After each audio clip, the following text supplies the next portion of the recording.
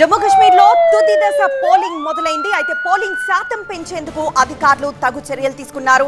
జమ్మూలో 24, కశ్మీర్ లోయలో 16 స్థానాలకు ఎన్నికలు జరుగుతున్నాయి. 40 స్థానాల్లో మొత్తం 415 మంది అభ్యర్థులు పోటీ పడుతున్నారు. ఇప్పటికే 2 విడతల్లో 50 స్థానాలకు పోలింగ్ పూర్తయింది. తొలి విడతలో 61.38, రెండో విడతలో 57.31% పోలింగ్ నమోదైంది. ఇక మూడో విడతలో పోలింగ్ శాతం పెంచడంపై అధికారులు ఫోకస్ పెట్టారు. ఇవాల్టితో పోలింగ్ ప్రక్రియ ముగుస్తుండగా 90 స్థానాలకు 8న ఫలితాలు ప్రకటిస్తారు. ఈ నెల 5న సాయంత్రం 6 గంటల తర్వాత ఎగ్జిట్ పోల్స్ వెల్లడవుతాయి.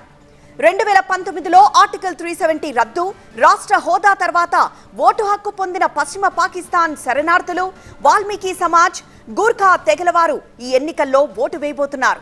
మొత్తం 415 మంది అభ్యర్థులు అదృష్టం పరీక్షించుకుంటున్నారు.